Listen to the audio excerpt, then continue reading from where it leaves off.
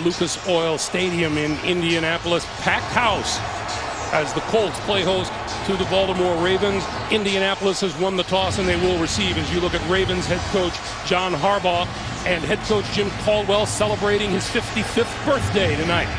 In his first season, Joe Flacco, happy birthday to him. Number 25, the starting quarterback for the Ravens. And Peyton Manning, who will get his hands on the football first.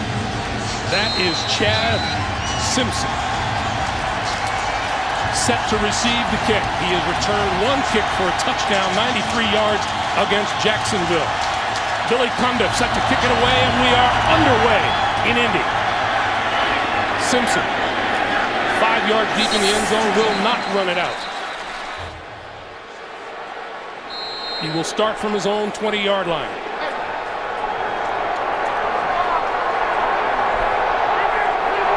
The winner gets a berth in the AFC Championship game.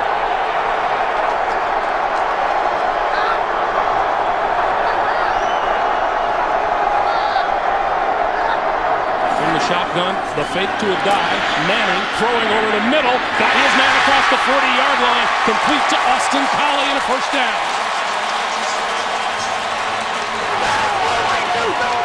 Well, right off the bat, Peyton Manning gets outstanding pass protection because this is a deep pattern. Take a look, Charlie Johnson there on the left, runs Terrell Suggs out of there. Peyton steps into it. He had two competing patterns at the same length downfield.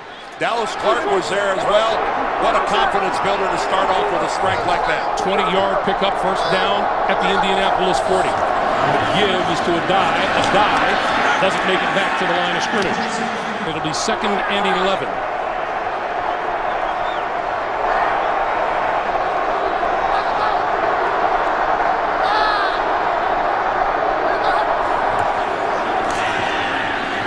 Manning with time, crossing over the middle is the tight end, Dallas Clark, and that's complete. When Suggs plays for the Ravens, their confidence level skyrockets. Ray Lewis called him the equivalent of a shutdown corner. He closes off that side of the defense.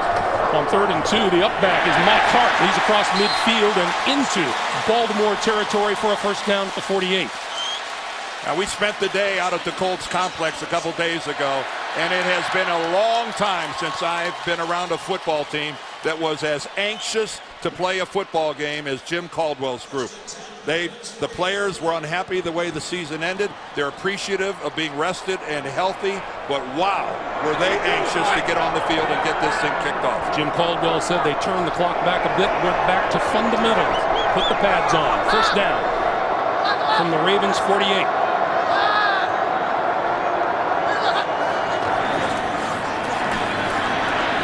Manning throwing a short pass and eluding the tackle is Garcon, and Garcon to the 40. About 2 yards short of a first down. It has been fun to watch Pierre Garcon develop into a real National Football League player. And again, you see that perfect blitz pickup.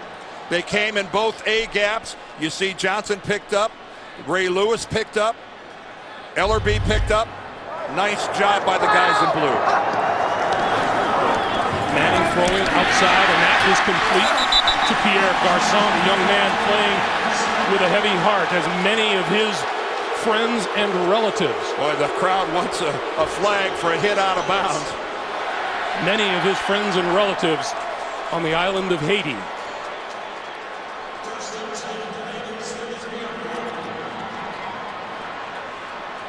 That was good for a first down. Right here, the end of it, yeah, that's what the crowd, you see there, Dewan Landry gets a left hand right into the face mask, right into the grill of Garcon. A dive, turning the corner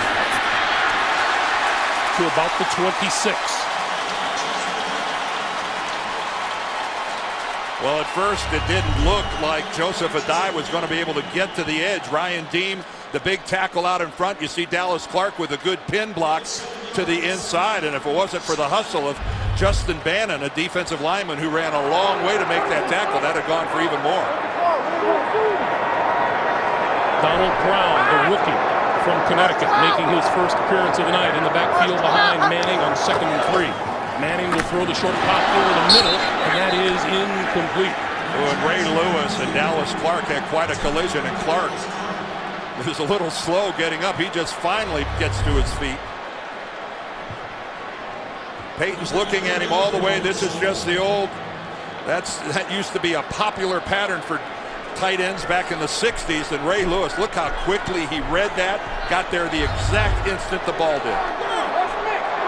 3rd and 3.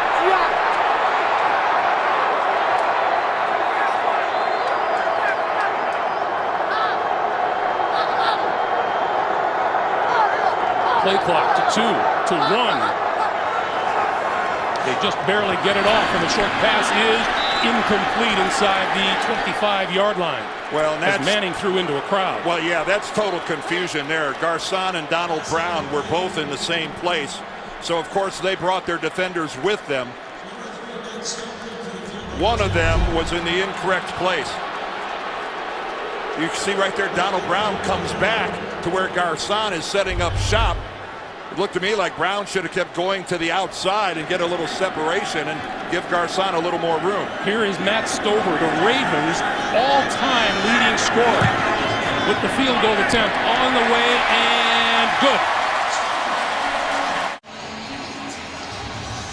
10-play drive, 54 yards, resulting in the Stover 44-yard field goal, and Peyton Manning completed his first 4 passes before missing on his last 2. Ray Lewis takes a breather on the side. Pat McAfee getting set to kick it away. Jalen Parmalee is deep. The Ravens, the #1 team in the NFL, kick return average just over 26 yards a return. And he will run this one out of the end zone. Lots of running room on the far side. Penalty markers are down. Parmalee to midfield. Still going. Finally dropped close to the 40-yard line. And now let's check the penalty. During the return, illegal block in the back. Number 84 of the return team. Acquisitions to the goal. First down. The illegal block in the back call against the Ravens. L.J. Smith wiped out what would have been a 64-yard return, and Joe Flacco and the Ravens begin at their own 6-yard line. Make it the 7. Ray Rice looking for running room, may have gotten a yard, no more. Of course, when you run the ball 52 times, Joe Flacco didn't have to do a great deal other than hand off to Ray Rice.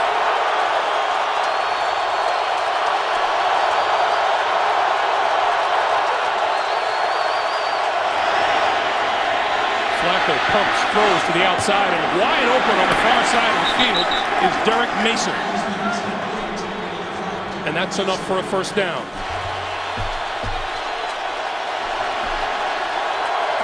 First down, Baltimore at the 24. And around. Here comes Mark Clayton. Clayton across the 30 and dropped at the 32-yard line.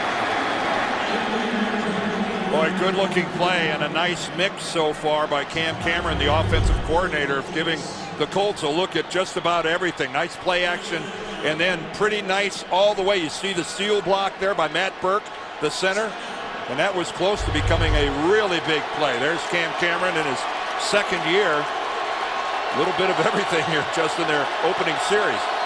2nd and 2. The give to the up back, LaRon McClain, and McClain to the 35 for a first down.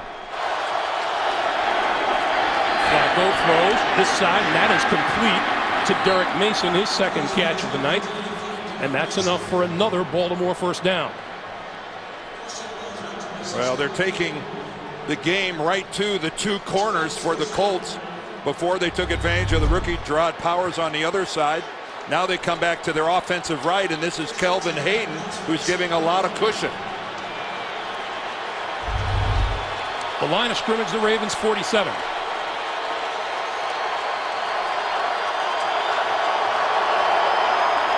Flacco. Nice pickoff by Rice, and then Rice is decked at the line of scrimmage.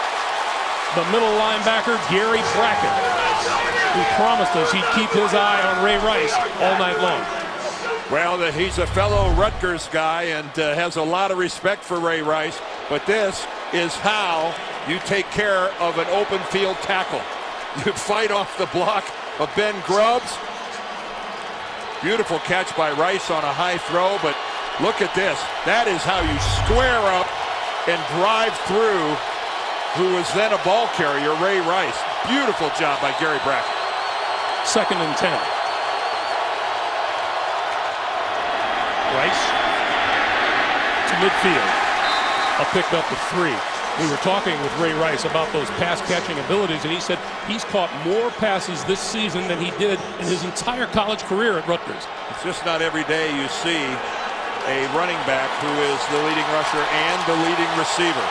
That is quite a workload for Ray Rice during the season. 254 carries and 78 receptions. That is an awful lot of touches. More catches than any other running back in the NFL this season. 3rd and 7.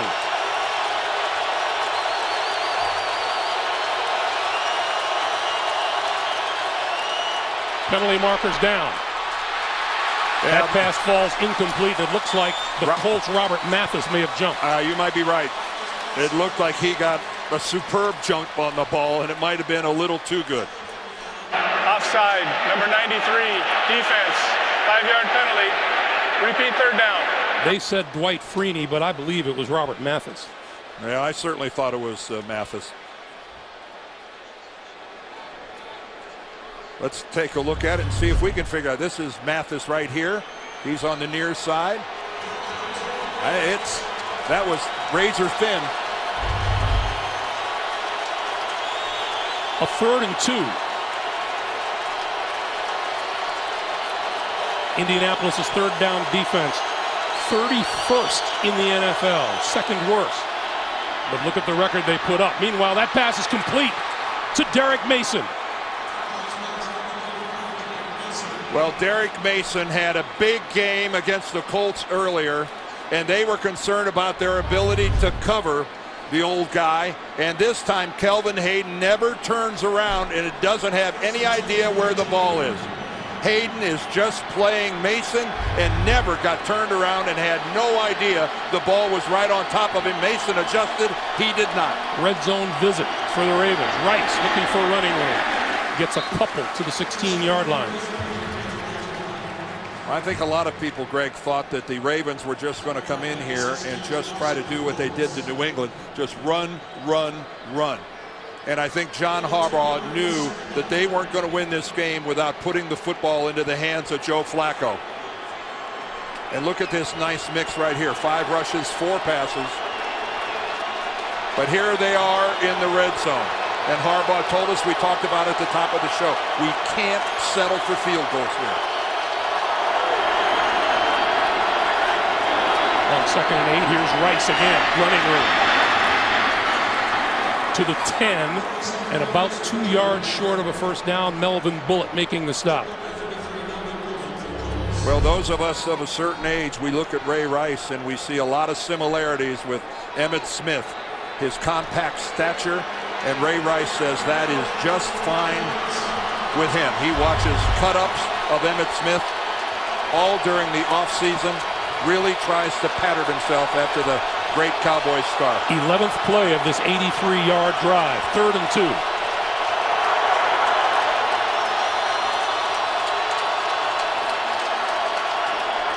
Flacco keeps it straight ahead and has the 1st down. Well, there's a quarterback sneak if it's being run by Doug Flutie. No offense, Doug. But then there's a quarterback sneak being run by a guy who's 6'6", 240 pounds. Quarterbacks today are big, big guys, and the quarterback sneak carries a little more meaning when you got a sizable athlete like that just trying to pick up a foot or so. Willis McGahee is now into the backfield.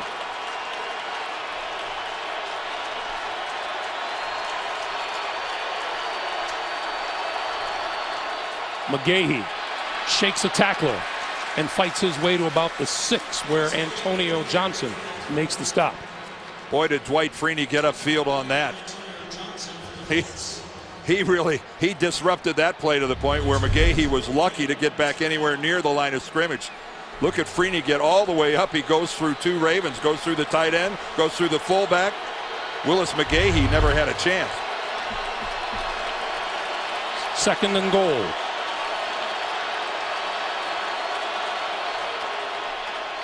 Flacco throws out here, in and out of the hands of LaRon McClain. Elected to his first Pro Bowl this year. Wishes he had that one back. Oh, that is an unhappy head coach right now. LaRon McClain is a good receiver. He's got good hands. This is unusual for him to drop something like that, especially a perfect pass from Flacco. 3rd and goal from the 6. Rice back into the lineup. The cluster formation here on the near side.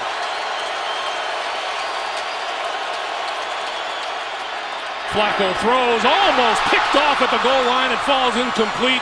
Antoine Buffet had visions of about a 99-yard return. Well, I know they don't want to settle for field goals, but right now the Ravens are fortunate to be able in that position, because that just speared Antoine Buffet right in the 4 of his 4-1.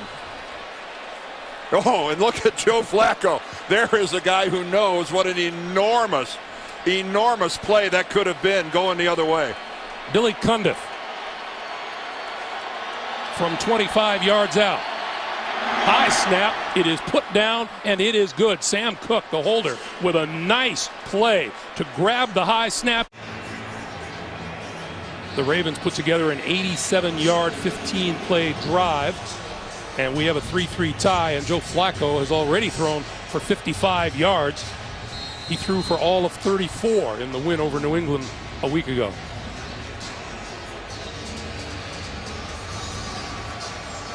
Number 18 ready and waiting. Chad Simpson is deep for the Colts. From the goal line. And he is buried short of the 15-yard line. 3-3 tie, 2:51 to play in the first quarter. Manning and the Colts from their own 14.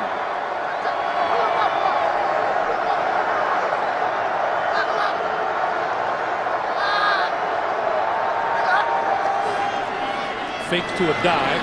Pass up the seam, complete to Dallas Clark. Across the 30 and a first down. Well, that time Ellerbe had the misfortune of being a linebacker and trying to run man-to-man with Dallas Clark. And the problem is, this is really not bad coverage by Ellerbe. He's right on him, but the ball from Manning could not have been any more precise in its delivery. Right onto the hands of Dallas Clark.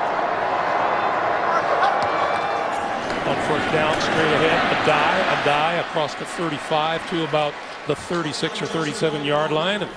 The Colts are the worst rushing team in the NFL. They're dead last statistically. They run just enough to set up play action for Peyton. Manning throws off the hands of Clark and off the hands of the defender, number 26, DeJuan Landry, too. Well, Dallas is unhappy that he didn't snare that, but I think Peyton is unhappy that he threw it as high as he did. That one kind of floated a little bit on Manning. Well, every single Raven we talk to, Dan, preach patience on defense, not to try not to commit too early on Manning. Well, the veterans have said we're finally used to it. We used to spend a lot of energy pre-snap worrying about when he was going to snap. Here comes the blitz. Manning gets rid of it. Crossing pattern is complete to the 45-yard line. Austin Collie has it for a Colts first down. What a rookie season he has had. And it's just a demonstration that it doesn't matter if you're a seasoned veteran like Reggie Wayne or a rookie like Austin Collie. If you're the guy that the coverage is going to say that you're the open guy, Peyton Manning throws you the football. Joseph Adai underneath made a stab at that ball. That would have been a mistake. Adai to about the 48. And we are inside of 1 minute to play here in a brisk first quarter. Neither Joseph Adai nor Donald Brown, the other primary ball carrier, averages 4 yards a carry. Adai at 3.8, Brown at 3.6. Yet they will run it enough to keep you honest. They don't run it any more than that, but just enough. So you have to honor it. But this is Peyton Manning's football team on his right arm.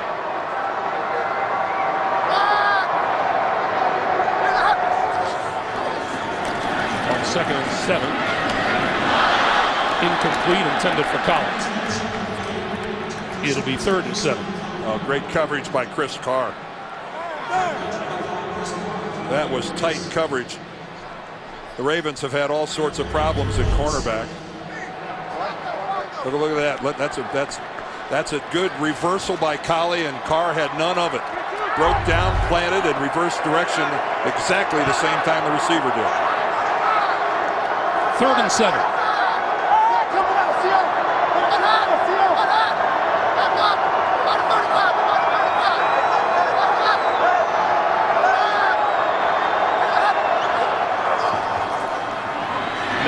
Pressure throws this side, and that is complete to midfield and out of bounds Dallas Clark. But that is going to be 5 yards shy of a first down.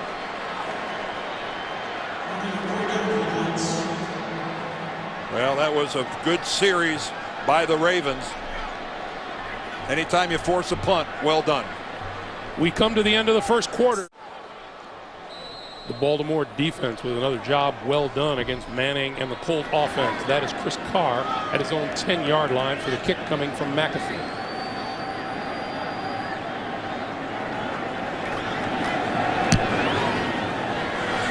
Fair catch. Called for and made at the 9-yard line. Baltimore's first drive began at their own 7. They start from their own 9, and this is Rice out to about the 15-yard line. Well, if they have a drive here that in any shape, manner, or form approaches what they did last time, they would have reason to be pleased. Miserable field position on the first series. They converted it into a field goal. Not the way you'd like to play, looking at that much green to the other goal line. Rice again. Maybe 2 to the 17. Ray Rice very deservedly elected to a Pro Bowl berth here in his second year. And man, there is so much to like about this kid, not the least of which, Greg, is his attitude. Sitting down with him, he just loves the game, always has a smile on his face, but he is such a well-rounded, total, complete player.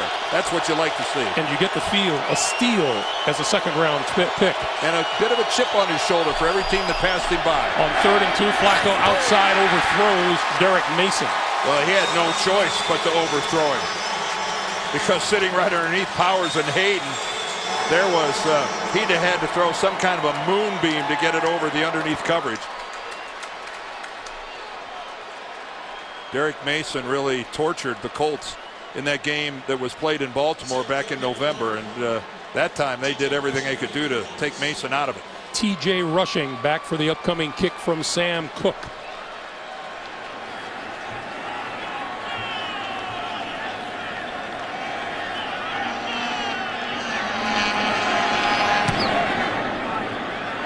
Low kick on the run. Rushing to midfield. And a couple of yards into enemy territory.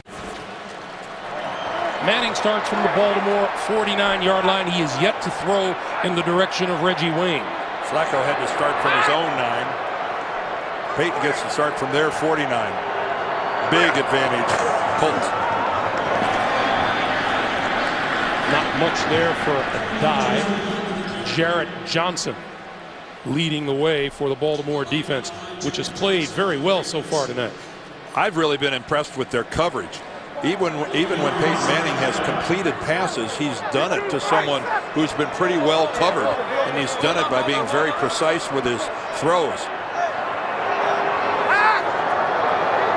We got the back now. Manning has it popped up in the air, and it is grabbed by a dive at the 46-yard line. Well, that had disaster written all over. What a heads-up play by Joseph Adai, who was really aggressive in launching himself into the air to get that deflected ball. There it is, batted up right there by Suggs. He doesn't know where the ball is, and it was really floating directly towards Donnell Ellerbe, and that was some play by a dive. 3rd and 7.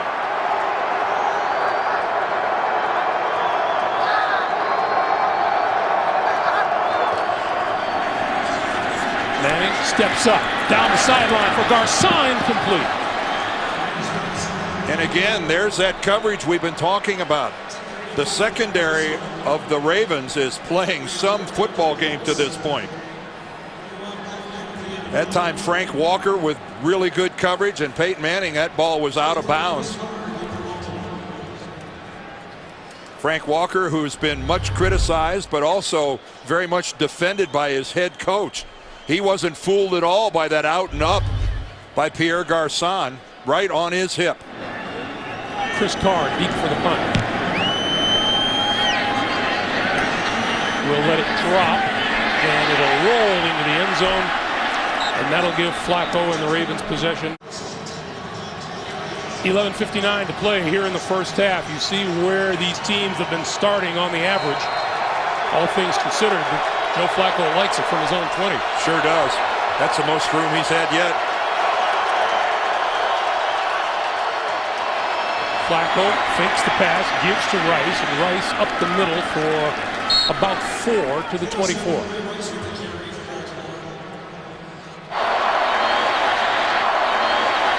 On 2nd down, Flacco with time, throws, and then hit immediately after the catch at about the 23-yard line is Rice. Philip Wheeler applied the hit, and that lost yardage.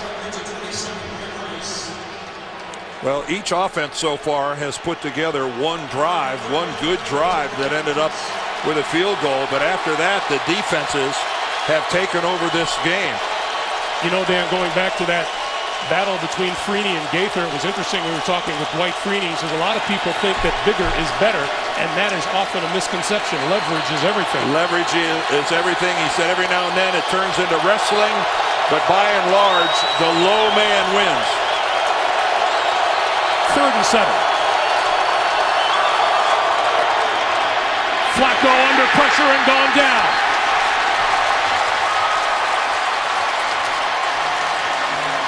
Gary Brackett, the middle linebacker. Well, look at the looping stunt. Freeney's going to swing all the way around, and Gary Brackett gets to the inside. And then when the offensive line recommits to try to pick up Freeney, he gets a crease, and that crease leads him right to Joe Flacco. Sam Cook kicking to T.J. Rushing. Much better kick than the last one. Takes him all the way back inside his own 25. Back to the 30. Up the sideline and out of bounds, and here's a penalty marker.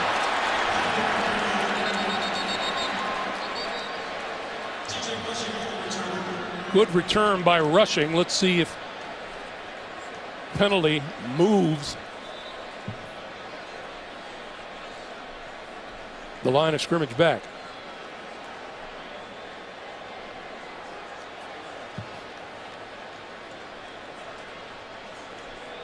Our referee tonight is Carl Cheffers. It's not very often that these penalties go against the kicking team. There are multiple fouls by the return team on the play. Holding number 23 on the return team. That penalty is declined. Illegal block in the back, number 43 of the return team. That penalty is accepted. 10 yards, timeout. That's what the Colts have done on their first 3 possessions tonight. After the field goal, a couple of punts, and now Manning and company start from their own 25-yard line. And the rookie Donald Brown in the backfield alongside Peyton Manning.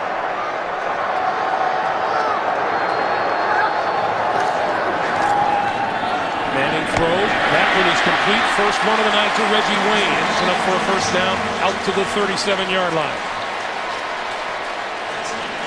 Well, you know, it's only a matter of time before Reggie Wayne gets into the mix here, and that time being given all sorts of room working against the Baltimore zone.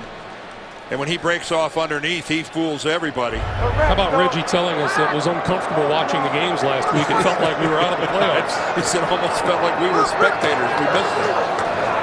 On the slant. Oh, what a catch made by Reggie Wayne. Dominique Foxworth, the corner, got to be thinking to himself, what do I have to do to keep a guy from catching a pass? He gets his hands on him. He's right there. And what a snatch. That's all there is to that. What a beautiful set of hands by Reggie Wayne. You know, if he keeps working at it, he might end up being okay. Three-time Pro Bowler with his first 2 catches of the night.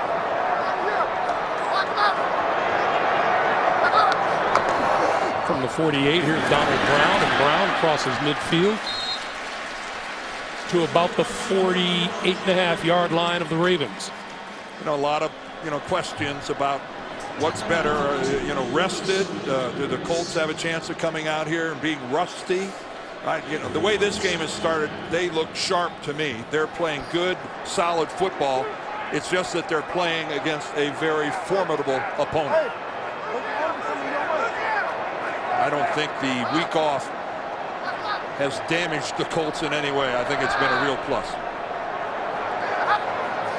On 2nd and 6, Manning throws outside and incomplete. Intended for Wayne. It'll be 3rd and 6. Now, there was a narrow window there. Again, I am very impressed with the Ravens and their secondary. Greg Madison, their defensive coordinator, has to be pleased with the way these guys are locking down. There's Madison there. The way they're locking down on the Colts receivers. I'm telling you, every time that it's a Colts completion, it's a perfect pass and a heck of a catch.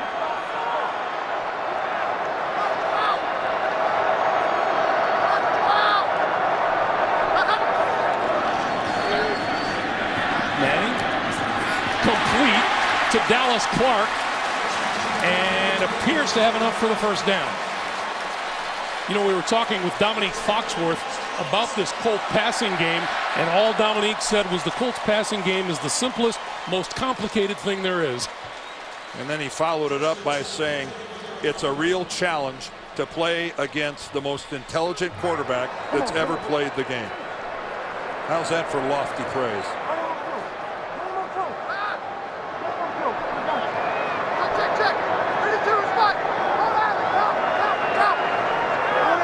Colts have yet to visit the red zone.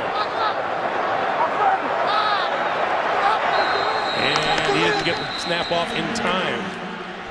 Delay of game, offense, 5-yard penalty, remains first down.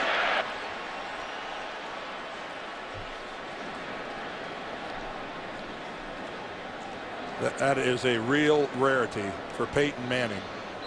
As firmly as he is in control of everything at the line of scrimmage, he wasn't rushed in any way. He had plenty of time, and that is highly unusual to be in that situation and take that 5-yard penalty because you lost track of the clock. You give it to a dive, and a dive back to the original line of scrimmage. 5 wide receivers on 2nd and 9. And Manning, short, complete to a dive inside the 35 to about the 32 or 33-yard line. That'll be about a yard short of a first down. That time the Ravens only came with 3. And Peyton Manning, they dropped into such a deep shell. Peyton got rid of the ball in such a hurry underneath. It's got to be one of those deals where you're still backpedaling and all of a sudden the ball's gone already. Big Eric Foster comes in now at the fullback position. He's a D lineman in front of Joseph Adai on 3rd and 2.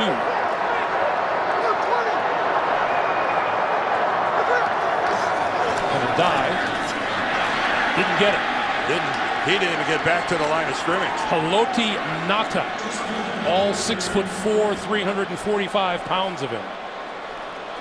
And Haloti Ngata got his first call to be elected to the Pro Bowl, and he just really, he sheds the blocker and gets upfield, but he wasn't alone. There were 3 Baltimore Ravens on the Colts side of the football. And the Colts are going to go for it here on 4th down. timeout is called by the Ravens. For the record, the Colts are 5 for 11 converting fourth down attempts this year, and this is a healthy one, 4th and 4.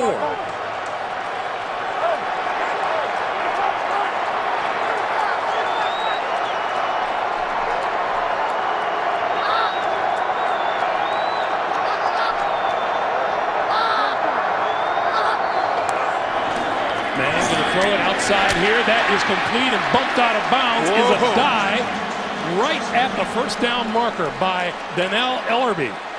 What a hit by Ellerbe.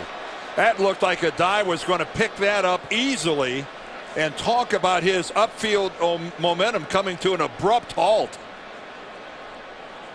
Boy, did Ellerbe put a shot on him that he immediately changed directions. And we're going to get a measurement for the first down.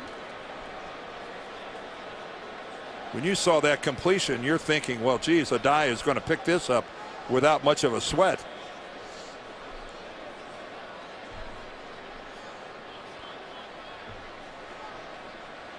And he picked it up, but it was a sweat. It was a lot closer than it looked like it was going to be.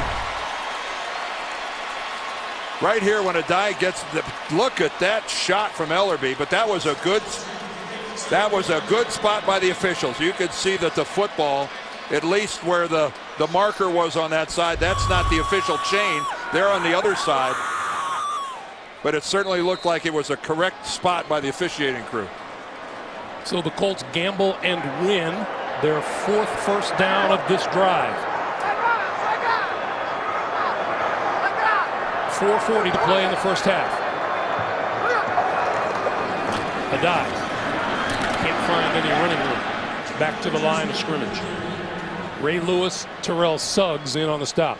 Ray Lewis told us having Terrell Suggs in this game, and they didn't have him for the first meeting with Indianapolis, is night and day. Well, it's night and day in terms of production. It's also night and day in terms of confidence.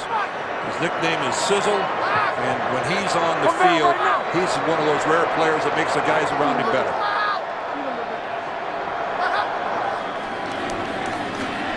Manning pulls it down, now throwing over the middle, and that's complete to the 20-yard line. Pierre Garçon has a first down.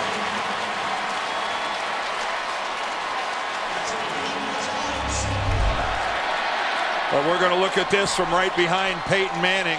Again, a little pump fake to influence the corner and the safety. But Frank Walker, he's got the coverage on Garçon, and he's just that one step behind him, and that's enough of an opening that Manning can exploit it. What a terrific job of picking up the blitz by Mike Hart on that last play. First down from the 20. Manning outside, complete to Hart. Hart stretching for the marker. He's at the 11.5-yard line. Well, Mike Hart doesn't get a lot of action being behind both Adai and the #1 draft choice this year, Donald Brown. And he missed most of last year after tearing up a knee. And it's really pleasant to see Mike Hart making a comeback. I believe that's Mike Hart's first reception of the season. 2nd and 2.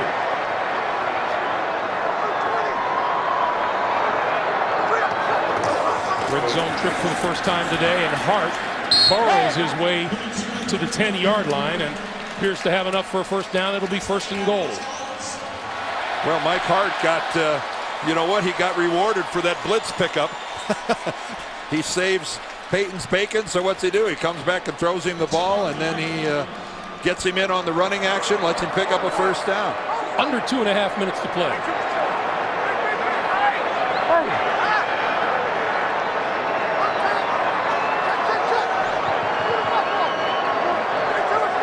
Manning talking to the troops. Play clock down to 5.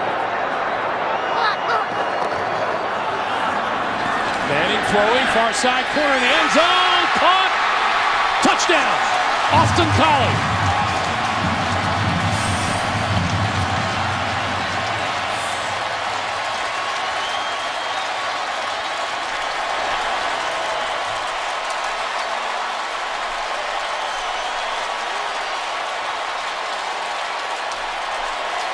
Well, Jim Caldwell showed that he's got some nerve going for it on the 4th down. Collie gets outside of Dominique Foxworth and gets his feet down, and Peyton Manning again. How good was that throw? How good was that drive? 8 minutes off the clock, 75 yards. Matt Stover, the ex-Raven, kicks the extra point. And with 2 minutes to play exactly. That drive, in terms of time on the clock, the longest of the year for the Indianapolis Colts. 8 minutes on the nose. Peyton Manning was 8 out of 10 for 72 yards. And of course, they converted that 4th down, 4th and 4, which kept the drive alive. Jalen Parmalee, 4 yards deep in the end zone, going to run it out. Won't reach the 20. Out to about the 19-yard line. Joseph Adai, a couple of moments ago, was ushered to the locker room with an injury to his shoulder. His return, they say, is probable. All right, let's now see how aggressive Flacco and the Ravens want to be here inside of 2 minutes, trying to get into scoring range. Rice across the 20 to the 22-yard line. Remember, Baltimore had to use a timeout when Indianapolis was going to go for it on 4th and 4, so they've only got 2 left. 2nd and 6.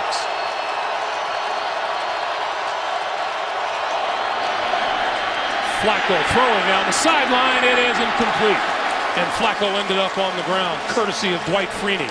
Boy, he sure did.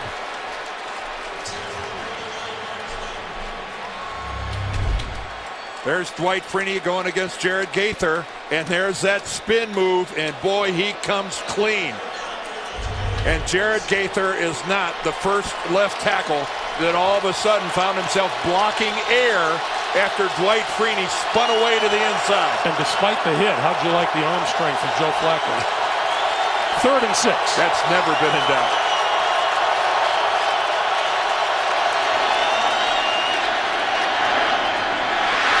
In and out of the arms of Ray Rice. And that was a disastrous series for the Ravens, because now 18's going to get the ball. And he's got 2 timeouts and plenty of time. Joe Flacco started this game 4 for 4. Throwing the ball, he is 1 out of 6 since then. And Ray Rice was too concerned about what he was going to do after the catch. TJ Rushing stands at his own 34.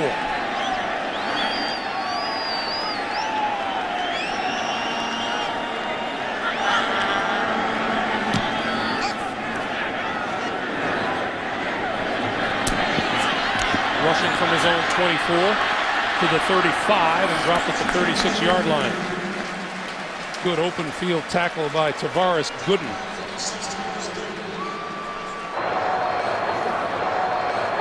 From the 36 with 2 timeouts, Manning has time and throws. Coming this way is the rookie Brown, and he's out of bounds at about the 44. Stopping the clock with 1:20 to play. 8-yard pickup makes it 2nd and 2.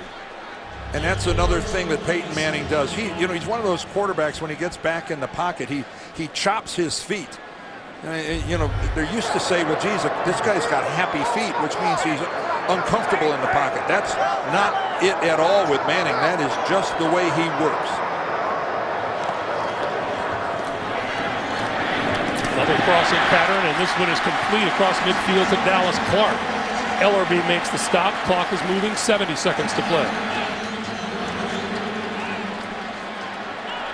That's 7 different receivers Manning has completed a pass to tonight. Garcon, and he is hit just short, or just at the 40-yard line, and a timeout stops the clock. Colts have moved from their own 34 to the Baltimore 40-yard line. Greg Madison, the defensive coordinator of Baltimore, said it really well. We have 3 days of practice to get ready for this passing game that Manning's been working on for 12 years. It doesn't seem fair.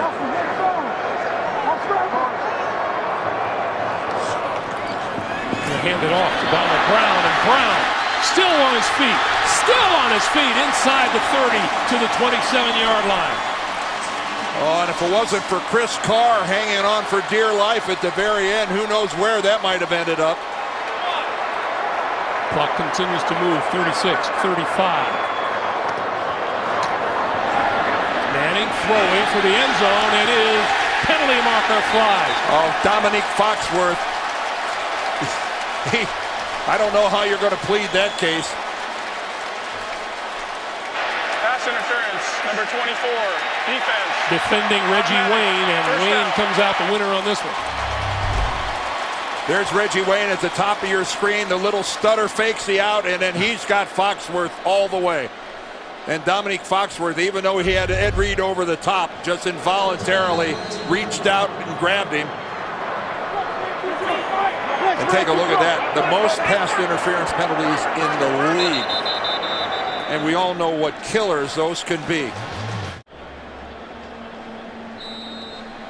Like John Harbaugh, the Baltimore head coach, was talking to us last night about how penalties at key moments have just been killing his team.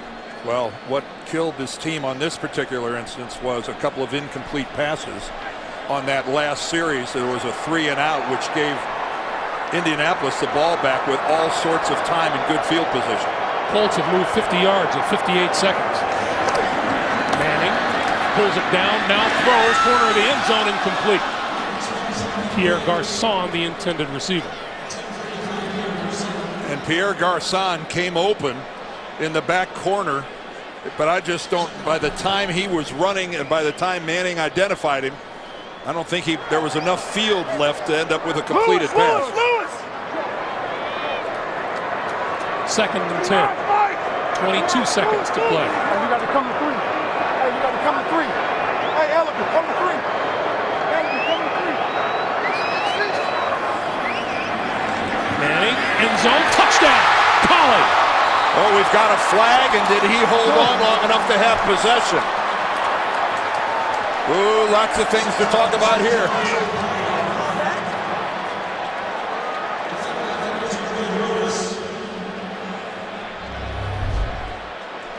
Only a 3-man rush by Baltimore. Ruling on the field is that the pass is incomplete, but personal foul, illegal contact helmet to a defenseless receiver, number 52, defense. Half the distance to the goal, automatic first down. Well, they're going to hit Ray Lewis for a helmet-to-helmet on a defenseless receiver. You could see it wasn't even close to a catch. Collie dropped the ball even before he gets hit by Ray Lewis. But watch Ray Lewis coming in from the right, and he just destroys Austin Collie, helmet to helmet. And again, we're back to just like that interference penalty. John Harbaugh is going, are you kidding me? This team is good enough as it is without setting up and giving them extra plays and extra yardage. First and goal. Indy. And they still have a timeout remaining, so they can use the whole field.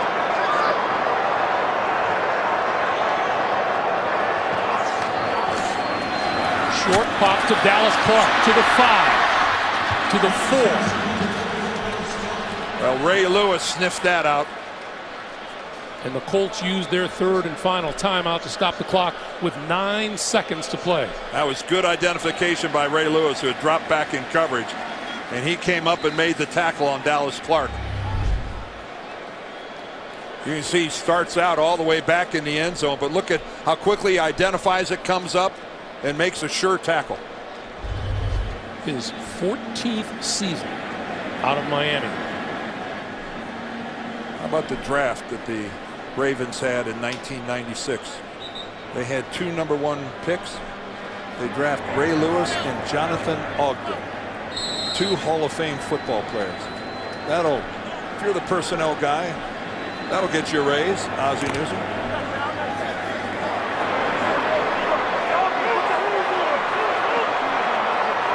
Peyton Manning is used to scoring points in the last 2 minutes.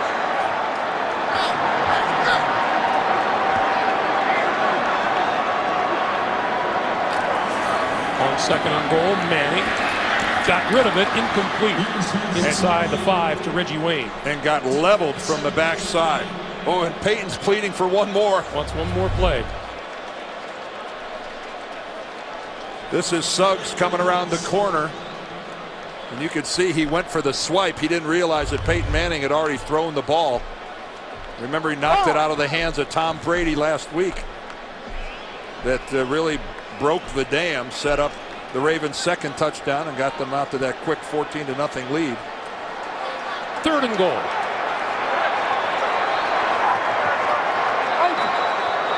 Play clock down to 2, down to 1, and Manning will take the 5-yard penalty. A 30-second timeout. Nope.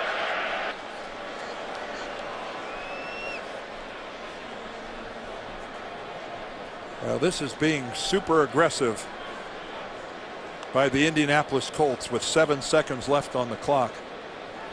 They have no timeout, so anything that would end up in the field of play, that would be the last play. Greg Madison, the defensive coordinator. So you know whatever is going to happen, it's going to happen quickly, and it's going to happen in the end zone where it's a touchdown or nothing. That timeout called by Baltimore, and now both sides are out of timeouts. Here's Matt Stover in his 20th season. I think most head coaches in this situation would say, no, let's kick the field goal and put the points on the board, but they don't have a guy with the experience of Peyton Manning back there. This is where the trust factor is very high.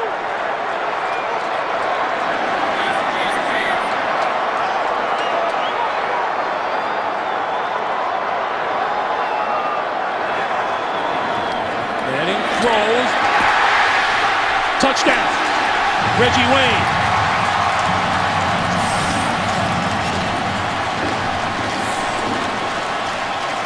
And I'd say that Reggie Wayne broke the plane by about a foot.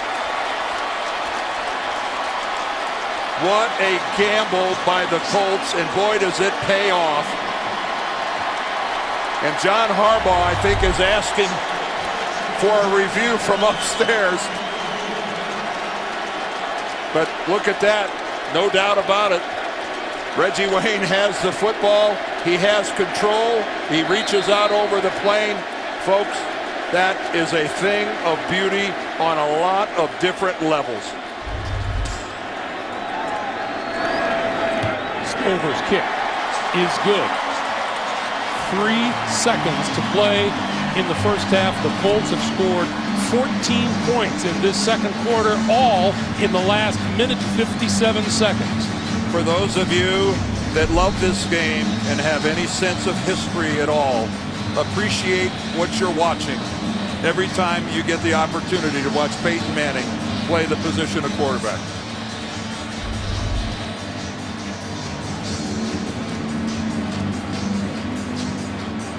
In this quarter, the Colts have 127 total yards to the Ravens' 9. Well, isn't one of the great stories the way Garcon and Collie have filled in for the departing Marvin Harrison, who retired, and DeAnthony Gonzalez, who's on injured reserve. It's one of the better stories surrounding the Colts. Picked up at about the 37-yard line by LaRon McClain, and with that time will expire here in the first half. We come to the end of the first half. 17-3 Colts leading Baltimore. Probably, Dan, the most glaring aspect of this game. The Ravens have not been able to run the football against the Colts tonight the way they have in their last 5 games. They've been running for more than 215 yards a game their last 5 games. And they have 43. And again, I'm not totally surprised by that, because Indianapolis is rested. They are a good even though, you know, they lost Bob Sanders, Melvin Bullitt has come in and really filled his shoes at the strong safety position. They've been defending the run well. What's really, I think, critical here for the Ravens is how they have caused themselves problems. They only have 3 penalties, but look at those penalties. One was on a kick return that cost them 64 yards. They had an interference penalty, and then they had the hit on Ray Lewis all of them very costly and led to Indianapolis points. It'll be interesting to see, too, how patient the offense will be in sticking by their game plan down 17-3 as we get ready for the start of the second half coming your way in high definition. Well, Greg, you raise a very good point because this Baltimore team is not meant as a come-from-behind team. With that running game being their bread and butter, they are meant to have the lead or to be in a tight ball game. It'll be interesting to see how they handle it. Jalen Parmalee drops the ball and takes a knee in the end zone. So that means Flacco and company will start from their own 20-yard line. And as I was saying, just 43 yards rushing in the first half. The stats weighing heavily in favor of the Colts. Well, look at the number of plays that the Colts have run. 42 to only 23 for the Ravens. More explosive plays, everything favoring the Colts. And again, a poorly handled set of downs there inside of 2 minutes by the Ravens that gave the Colts the ball back with plenty of time that led to another touchdown. And now here's where Freeney and Mathis shine. Flacco for Rice. Rice for a couple to the 22. Now, John Tierlink, the defensive line coach of the Colts, he's one of those guys that is a true believer. There's Big John. You play the run on the way to the quarterback, and when you've got a 14-point lead, that strategy really comes into play. 2nd and 8. And Flacco to throw. Has time, throwing over the middle. Incomplete. Pass intended for Derek Mason. It looked like Mason initially had the ball. I believe Melvin Bullitt was the Colt that had coverage on him. Mason breaks to the inside against the zone. But Bullitt comes up from the safety spot, and boy, he times out his hit on Mason, gets in there, and he, with his right arm, digs the ball away from Derek Mason. Superb job by Melvin Bullitt.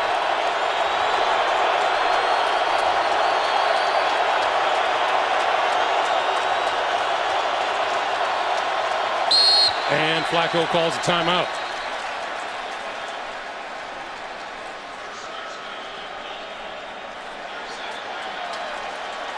Baltimore uses its first timeout of the second half.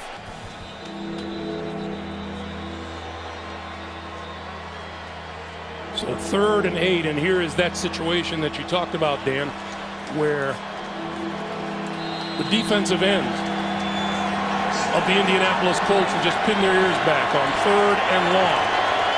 You look at Flacco's numbers since he started, a perfect 4 for 4.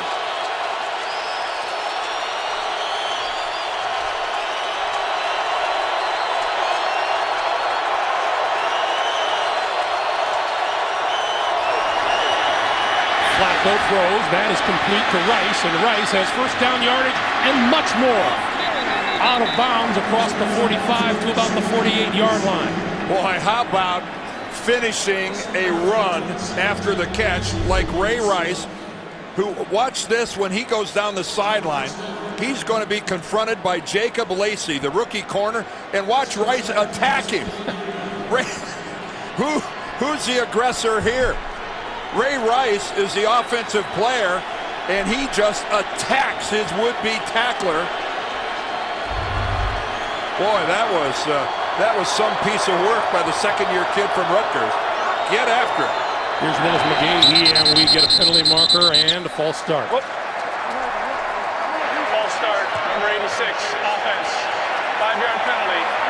Repeat first down. That's on Todd Heap, who has been very, very quiet tonight on offense. Well, there was some, after watching Todd Heap get bent back the way he did last week, he was caught in a really terrible position in the game against the Patriots.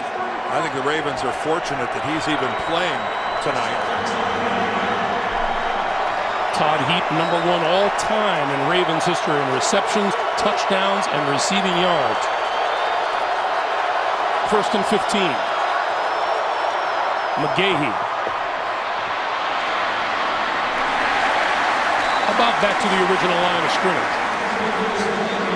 Kelvin Hayden, Antoine Bethea coming up from the secondary. You got to work on the lateral movement. Well, Hey, anytime a running back bounces it to the outside and you get him trying to find that edge, the edge on some teams is tougher to find than others. And on a team with speed like the Colts, sometimes that edge never materializes.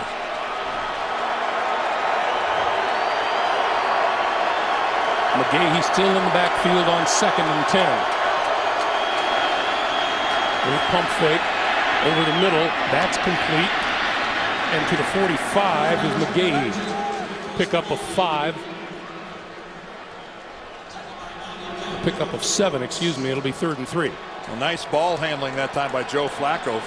Faking the pump, going deep, and then checking it off and coming back. How's that for a reflective looking Peyton Manning? 3rd and 3.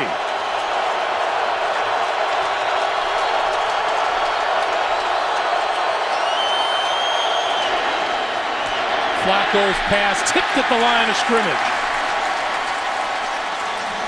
I don't know. Did Raheem Brock get a hand on that? Again, one of those. Brock is number 79. Yes, he did. Got his right hand up there. Boy, and that's not an accident, folks. He saw Flacco. He was looking right at him, saw him wind up, getting ready to deliver, and that right hand shot right up in the air. Sam Cook will kick it away to T.J. Rushing.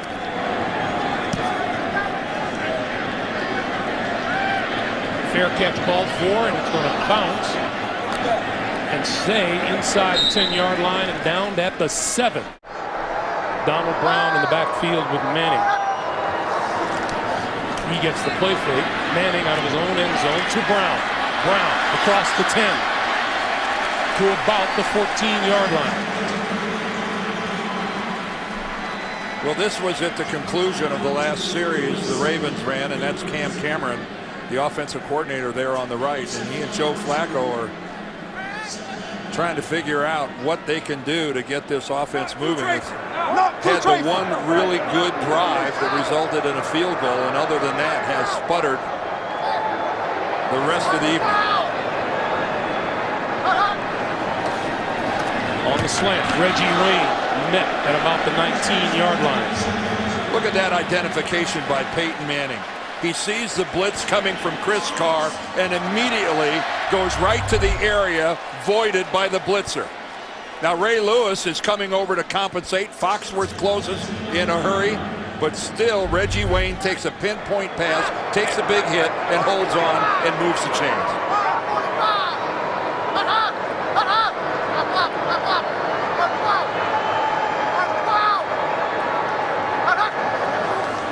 Here's the blitz. And Manning goes down at the 10-yard line. Haloti Ngata. And that might have been the smartest thing Peyton Manning has ever done. You don't run the risk of taking a hit from Haloti Ngata. Ngata gets inside. That man is his own zip code. Manning pumps down the field for Colley. Off the fingertips, incomplete. Ooh, Peyton knows that was so close. That was so close. Ngata's probably going, man, I would have really liked to have gotten a hit on him. This guy's going to the Pro Bowl. He gets in, runs a little offense for the Ravens. John Harbaugh telling us he thinks he could have been another Larry Allen, a Pro Bowl guard. 3rd and 19. Colts need the 29-yard line for a first down. Manning stepping out of trouble, looking, fires a bullet far side of the field, incomplete. Garcon, the intended receiver.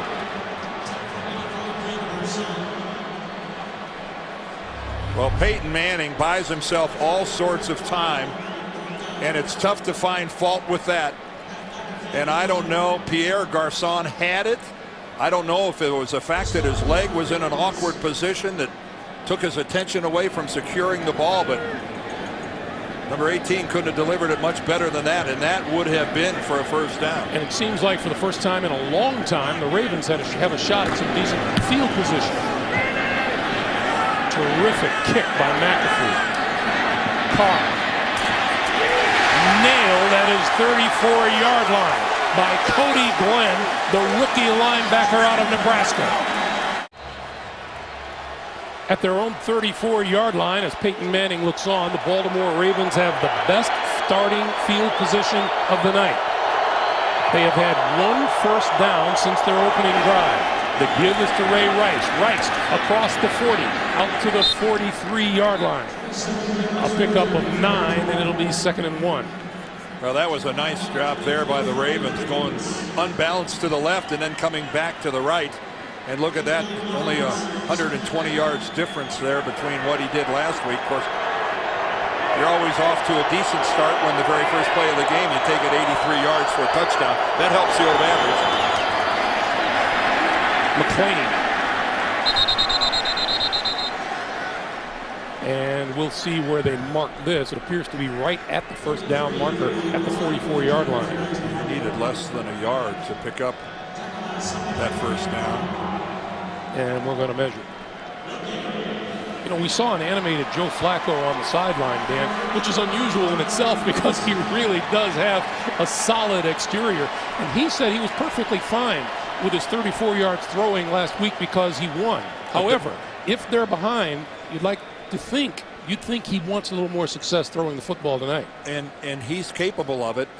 He doesn't, you know, Derek Mason is Derek Mason. He's been so good in this league for so long, you know, 13 years, and he had 73 receptions on the season. After that, at the wide receiver position, the Ravens don't have anybody that scares anybody. You know, next you got to get down to Todd Heap if you're going downfield, and there's a reason why Ray Rice was the team's leading receiver. They're not a very explosive game, a passing game, and when you're trailing by 2 touchdowns, that can be a real crisis point. 3rd and inches.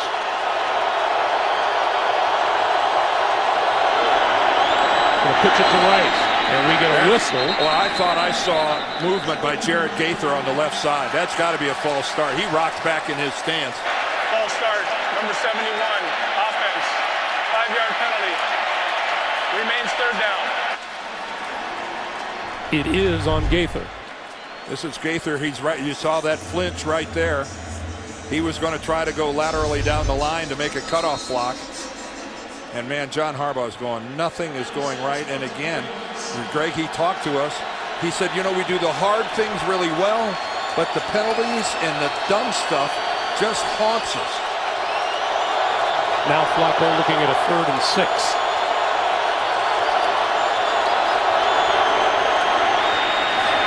Throwing, and across the 45 to about the 48-yard line, Todd Heap makes the catch for the first down.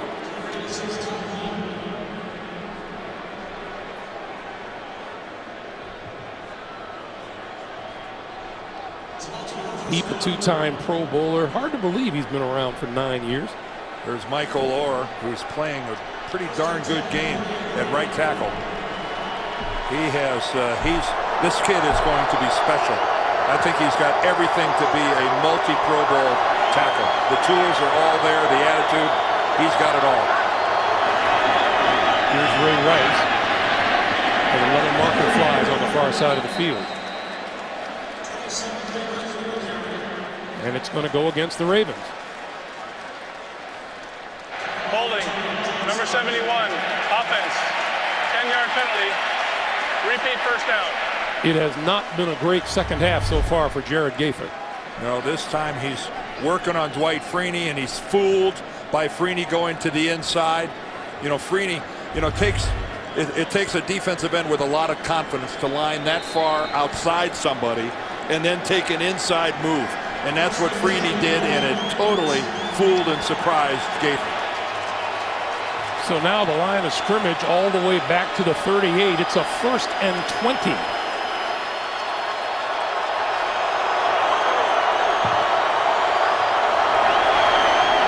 Right to the 43. Daniel Muir with the stop. And we are under 7.5 minutes to play for the third quarter. Well, there is so much pressure right now on the Ravens offense to do something.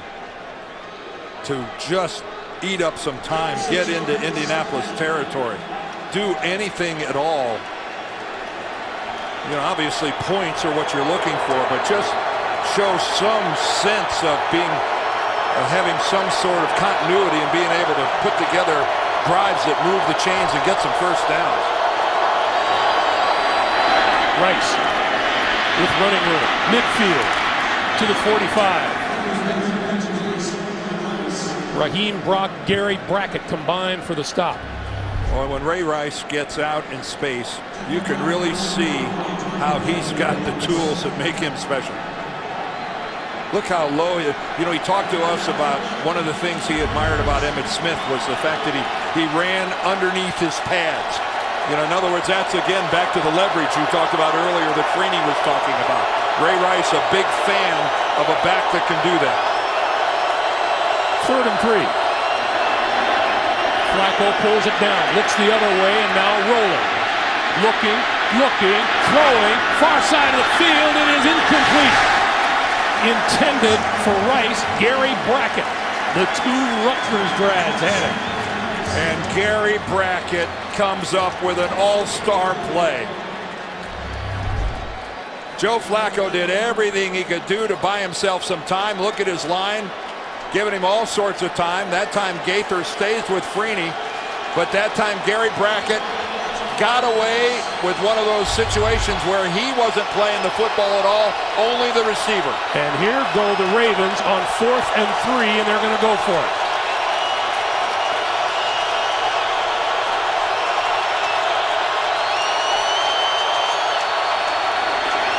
Flacco throws this side off the hands of Demetrius Williams. Now the Raven defense has to look at Peyton Manning starting from his own 45.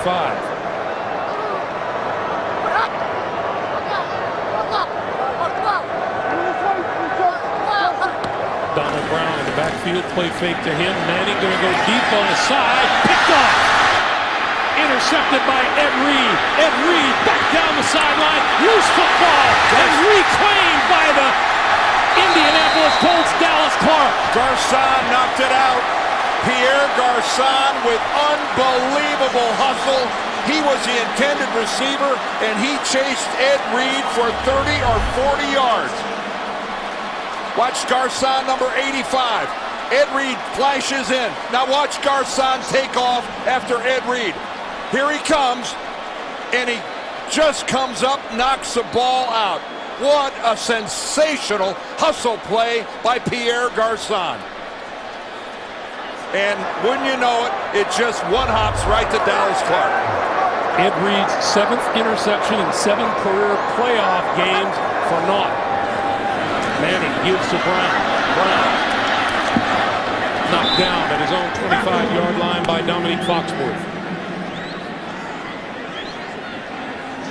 What is it about Ed Reed and the football? I mean, you got to give him the praise for making the interception. Nobody has had more interceptions in this league since when Ed came into the league in 2002. Joseph Adai is back on the field, Dan, for the first time since he left the game with a shoulder injury in the first half.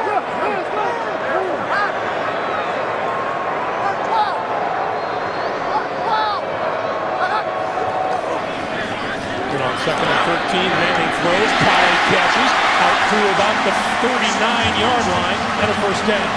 And Peyton gets buried just as he is throwing that football. Dewan Edwards just lowers it on Manning, but still Peyton, look at that. He was able to get enough on it. And this line and these backs do such a good job of protecting Manning. You don't see that all that often. But he can stand in there and take it. He knew that was coming. Manning now 24 of 36 for 206 yards. And a whistle on the field. Second charge timeout, Baltimore. And a timeout called by Baltimore, I believe. back at Lucas Oil Stadium. Manning and the Colts. First down at their own 39.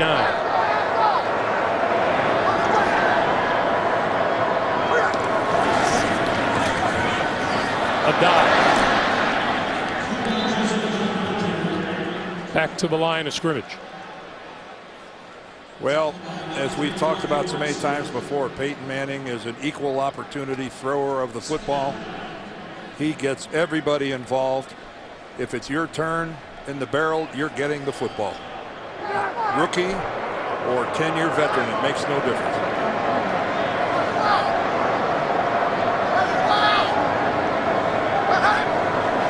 On 2nd and 10, Manning with time throws this side of the field, and that is caught by Reggie Wayne at about the 45. Well, there's a guy who's had his turn in the barrel lots over the years. Had dinner with his good friend Ed Reed. Yeah, they were roommates at the University of Miami, and when the Ravens got into town last evening, Ed and Reggie went out and had dinner, caught up on old times. I wonder who picked up the check.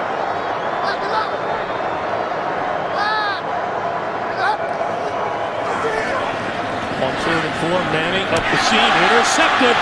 Penalty marker flies. This is Reed again, and Reed back to the 30, to the 25, and knocked out of bounds at about the 10. Let's check the flag, and it looks like it may be coming back. Well, when you see the official walking back to the flag,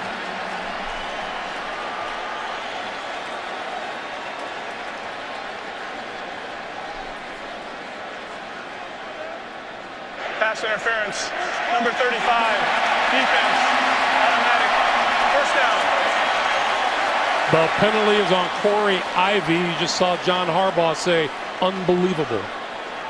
well, because his team has been self-destructing in the penalty department all night long.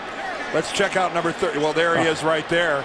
You can see that he's up underneath the arms of Dallas Clark, riding him backwards well before the ball got there. Pretty easy call. Wipes out a 54-yard return by Ed Reed. And remember what they have wiped out in the first quarter, a 64-yard kickoff return. They've been sacrificing some huge chunks of yardage tonight to penalties. Manning gives to a dive. A dive. Out of bounds at about the 33. And John Harbaugh over on the Ravens sideline he's just apoplectic. He can't believe this. Everything seems to be going wrong for his team, and you know, it is so hard to beat a quality opponent here in the divisional round of the playoffs. You know, both teams are good teams, but you just can't play the other team and play yourself, play your own stupidity at the same time.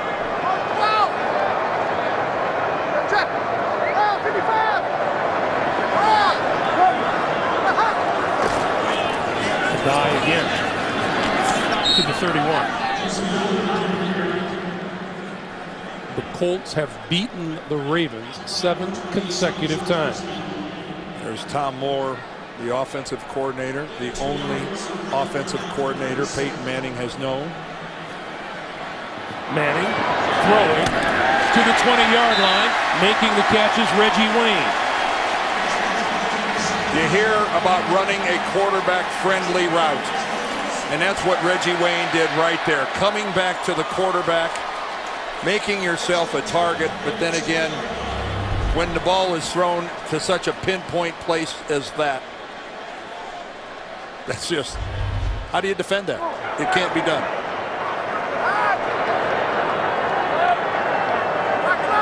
Mike Hart now into the Indianapolis backfield. Hart had a good series in the first half. Blitz pickup, a reception, and a run. Manning going for the end zone. It is overthrown, incomplete, intended for Collie, covered by Chris Carr. Chris Carr has played a pretty good game. And again, this secondary of the Ravens, especially in the first half, they were all over the Colts receivers. And this was a secondary that, especially early on in the year, was making a lot of mistakes. People were gashing the Ravens secondary for big chunks of yardage.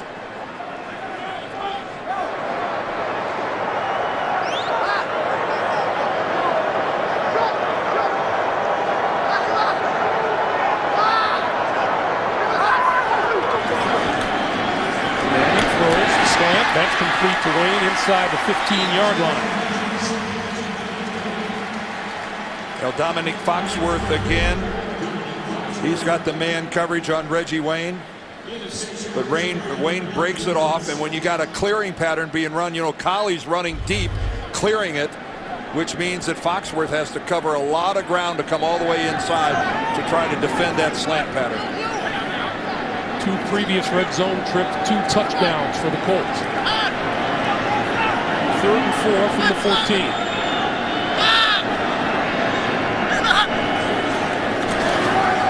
Manning throws to the 10. Dallas Clark just inside the 10, and that looks like it'll be good enough for a 1st and goal as time runs down on us here in the 3rd quarter. We've played 3 at Lucas Oil Stadium in Indianapolis. Welcome back to Indianapolis for the start of the 4th quarter. Greg Gumbel, Dan Deerdorf, our producer Mark Wolf, our director Bob Fishman, and the rest of our terrific CBS Sports crew. 17-3 Colts, as you see on this drive. 4 on the ground, 6 through the air. And 1st and goal from the 9. 11th play of this drive, approaching 6 minutes in duration.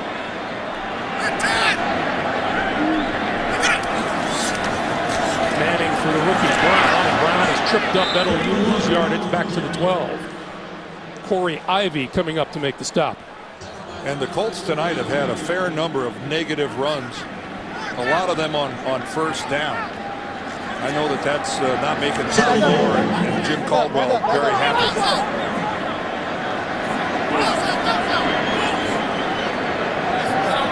This Baltimore defense allowed New England 196 total yards last week. Today, Indy has piled up over 260.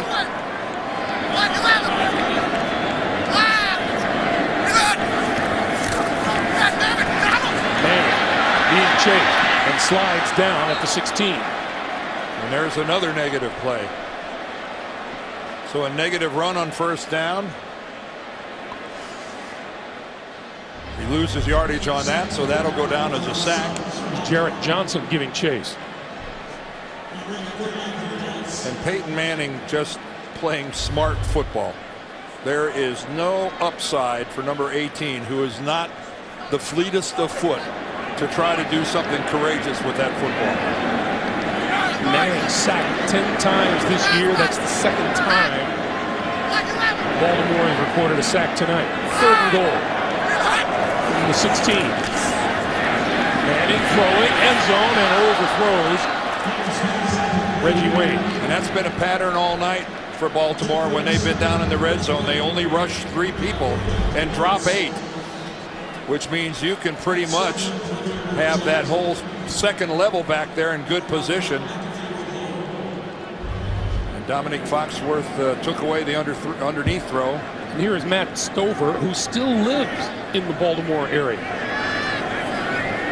Going to be 42 years old in about 10 days. 33 yards out. That kick is perfect. Still plenty of time on the clock for the Baltimore Ravens, but they have to start putting some drives together on offense, Dan. Well, the Ravens defense, you know, in 9 of their last 11 games, they only gave up 17 points or fewer. They've exceeded that now with 20, but it's that big 3 on the other side. The Ravens offense just hasn't gotten it done. This is Parmalee, and he'll get to run this one back from his own 3-yard line. Across the 25 and out to about the 28-yard line. Look at the hard-working offensive linemen for the Colts as they take a breather, and Joe Flacco and company from their own 29. Flacco with time, throws for Rice. Rice shakes one tackler out to the 30-yard line.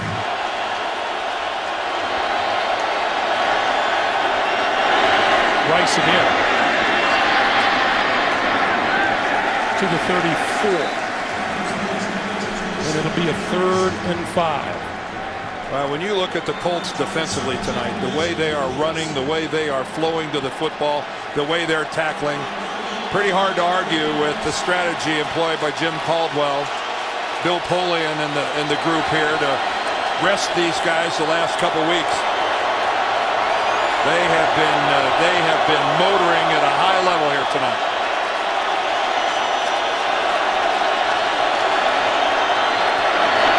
Flacco throws complete 45-yard line. That's Kelly Washington. And that'll be a 1st down. Well, again, Joe had good protection that time. And one of the few times that he's found a receiver that's been fairly wide open. That has been a very infrequent event tonight for Joe Flacco. Going outside this time, and this is heat to midfield and not much further. I don't know, Dan, as this postseason began, that there's been a team analyzed and overanalyzed more than the Indianapolis Colts, talking about how they've fared as a #1 seed, how they've fared coming off of the bye week.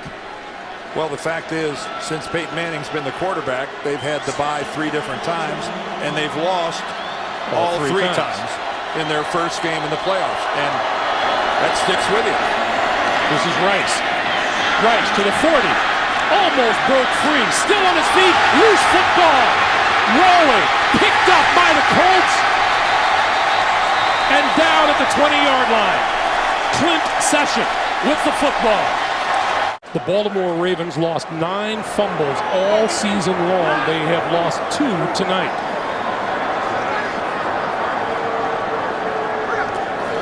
On 1st down, the give is to Mike Hart, who will try the left side. And let's go back to that play. Well, Greg, let me tell you something. Almost any sport rewards the guy who hustles.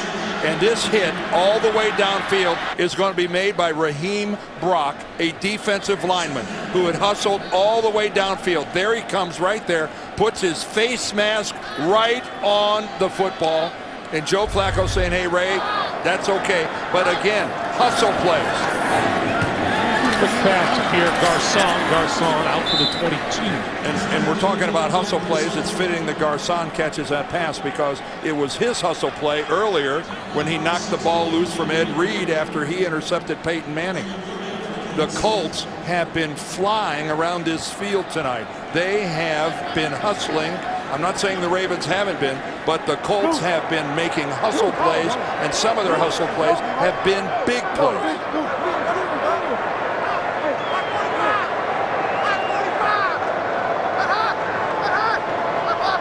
3rd and 8. Can Baltimore's defense come up with a 3 and out? The give is to Hart. To the 25. Terrell Suggs makes the stop, and that'll bring the punting unit on.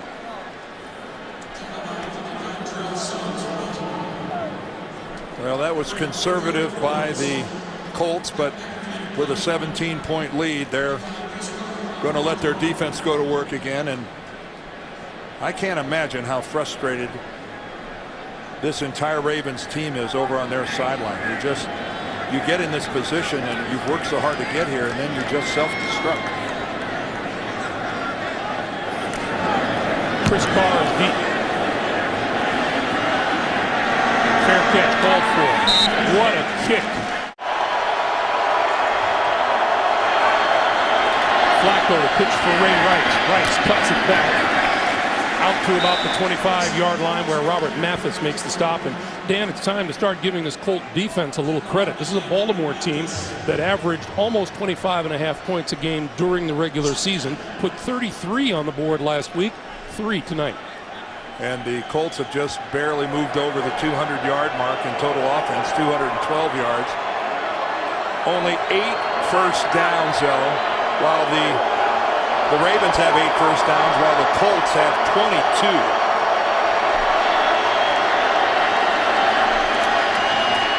Flacco pulls it down, throws, incomplete, batted away. Intended for Mark Clayton. Jacob Lacey, the rookie out of Oklahoma State, made the play. And Joe Flacco is going to have to start making some things happen soon. 8:16 to play in the fourth quarter. Well, the Colts hit a home run with a couple of rookie corners. Lacey, who we just saw make that play, a free agent. Gerard Powers, who started the entire season over on the other side, a third rounder. Lacey, a free agent. He started 9 games because of all the injuries they've had at corner. Marlon Jackson ends up on IR. Kelvin Hayden missed 7 games. And a lot of youth here.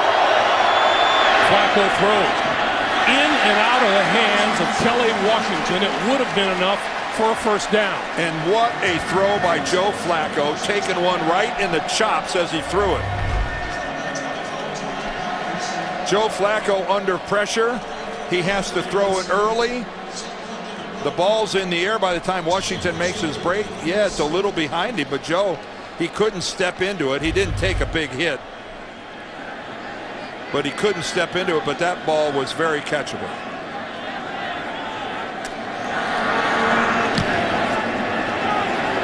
Cook with a high floater, rushing. Hit as soon as he made the catch at the 25-yard line.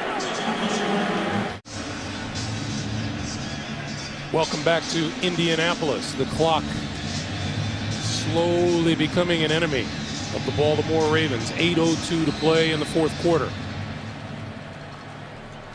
First down from Manning and the Colts from their own 26. The rookie Donald Brown is in the backfield.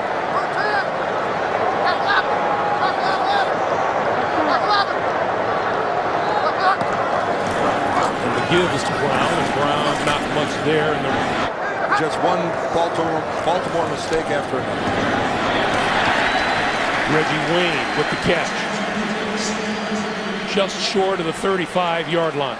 And Reggie Wayne tonight has been just doing a Dante Lavelli and his glue fingers. Look at that. Look, that ball hits his hands and never even quivers. Talk about showing and demonstrating possession of the football. That thing hits his hands and doesn't even vibrate. It didn't even vibrate like a tuning fork. Nothing. 8 catches for 64 yards and a touchdown for Wayne tonight. 3rd and 1.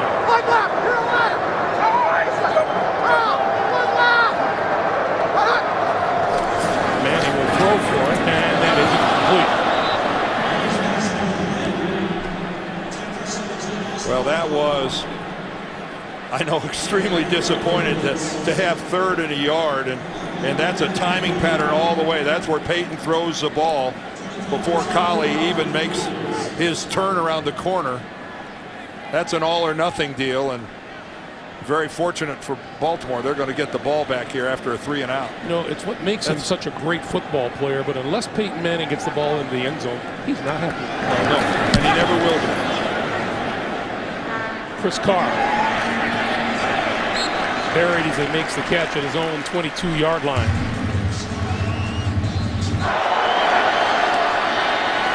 Flacco throws.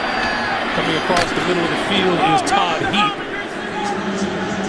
And he has enough for the first down. And on the sideline, Peyton Manning having a conversation with Austin Collie. Well, they took a chance going for it on 3rd and 1. You know, the safe, you're protecting the lead. The safe calls to try to run for it. You know, you'll keep the clock moving.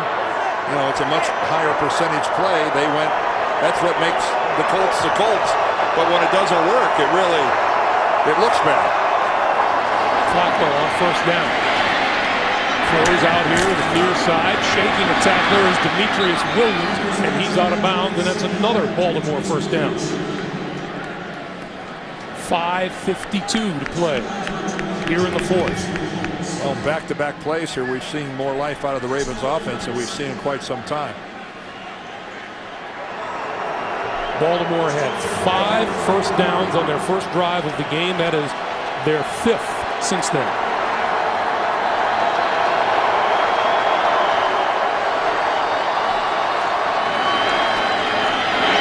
Rice. Midfield. inside the 40. Man, I love the way Ray Rice puts his hand on the ground, that low center of gravity, and keeps himself upright and keeps himself in play. Get used to watching Ray Rice make plays, folks. He's going to be around a long, long time. What an upside. He's just getting better every time he plays.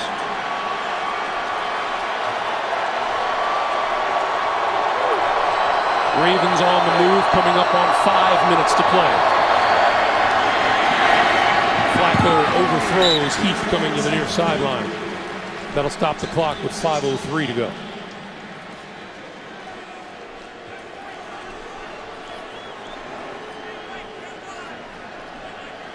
Well, again, as crazy as it sounds, because they haven't done that much. If by chance they could get a touchdown and get it to a 2-possession game, at least they've got some life. There'd be a reason to at least be interested if you're a Ravens fan. Flacco pumps and going to go deep and has a man open, and it is picked off inside the 5-yard line by Antoine Buffet. Oh, and Antoine Buffet landed awfully hard. And I don't know if he hurt himself. He landed right on his backside without the ability to protect himself because he had both hands on the ball. They'll tend to number 41 as we take a timeout with 4:53 to play. Welcome back to Indianapolis, everybody. After a great double move, Derek Mason had a touchdown, but the ball's underthrown. Antoine Buffet, he comes down, lands hard, but he's able to make a play on the ball because it's underthrown. 4:53 to play in the fourth quarter. Greg Gumbel, Dan Deerdorf, 20-3, Indianapolis with the ball and the lead. And looking to host the AFC Championship game next week against the winner of tomorrow's New York Jets-San Diego Chargers game here on CBS. Well, we saw a game that was really close for a lot of the first half. It was a 3-3 ball game. And then it really got broken open with a pair of Indianapolis touchdowns.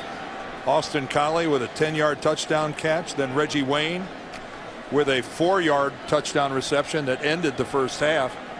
And the Colts at that point really broke the game open.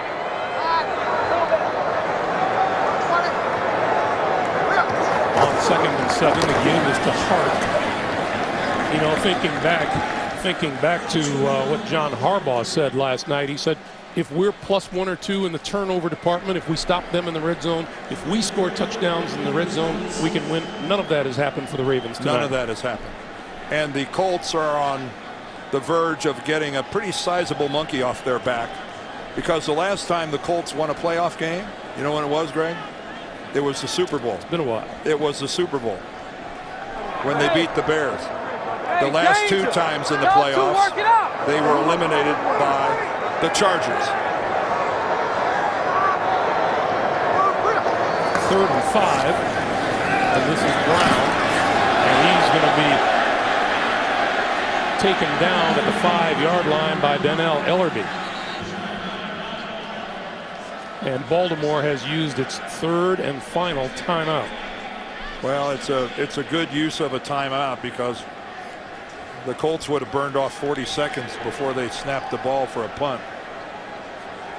And Carl Cheffers has just asked them to reset the game clock to 3:17.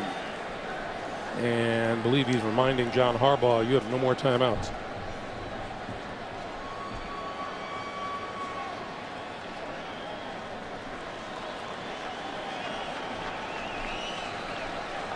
This is especially disappointing to a Baltimore team that played so well at New England last week.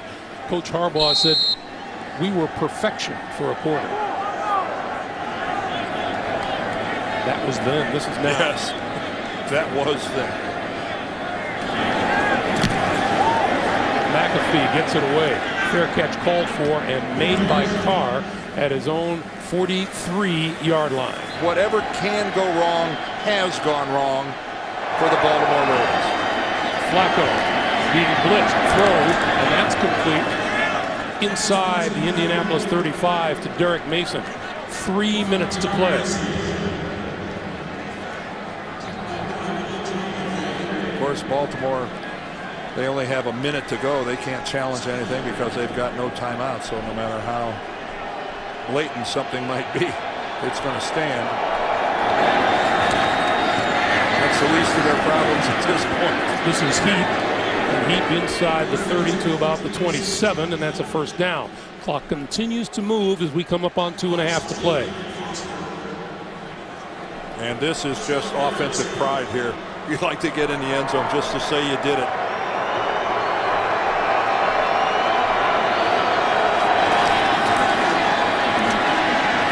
Flacco, the short pass. That's going to get nothing.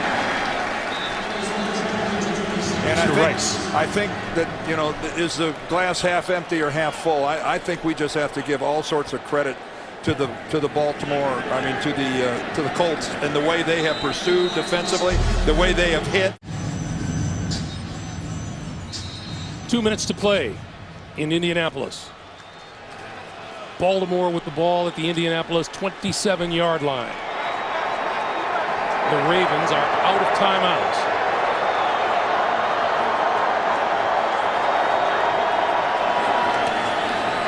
Flacco for Rice.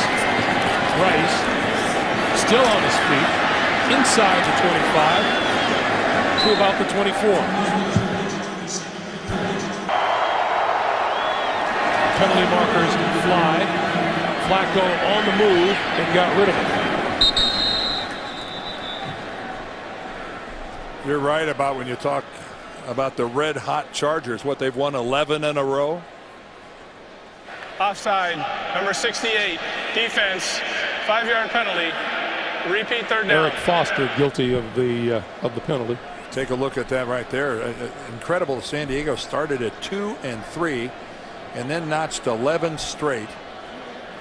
North Turner really I guess he coming can coach, out of that. Yeah, I guess he can coach after all. I was going to say he was on the ropes there after that 2-3 start. And of course, Rex Ryan says that the Jets are the favorite in the entire tournament. That's tall order for you know what? Rex's Jets tomorrow. Rex, a very tall order, but I like Rex. Let him talk. Flacco throws off the hands of Todd Heap at the 15-yard line. Isn't that kind of emblematic of what's been going on here all evening? Todd Heap, who's a Pro Bowl player. That ball looked like it got deflected, just grazed a little bit, but still no reason for Heap not to catch that. John Harbaugh in his second season as head coach of the Ravens. When you're the underdog, 5 drop passes just get added to the laundry list of mistakes the Ravens have made this evening. 4th and 2, no rush to speak of whatsoever. Diving interception is made by number 25, Gerard Powers, the rookie. And it just bounces right off Ray Rice's hands. And look at that, Gary Brackett, his fellow Rutgers alum, comes over and says, hey, that's all right. A little high, but still catchable. I'm sure Joe wishes he'd have thrown it down a little bit. It just sails on him. Ray Rice, not the tallest of guys. Nice job by Powers of going down there and digging it out. The 4th Baltimore turnover of the night. That won't win you any playoff games. No. And Indianapolis now can just kneel on the ball, and Jim They're Caldwell going down, guys. They're going down. can put everything to rest about the New York Jets game is now finally totally in the rearview mirror. Non-issue, non-story. Resting worked. These final 50 seconds wind down here in Indianapolis. Now the interesting thing is who's coming to town, the Jets or the Chargers. And if it's the Chargers, a team that is historically matched up very, very well with the Colts. That'll be the last play of the night, the last of the season for the Baltimore Ravens. Peyton Manning and the Colts a winner Baltimore's season comes to an end at 10-8.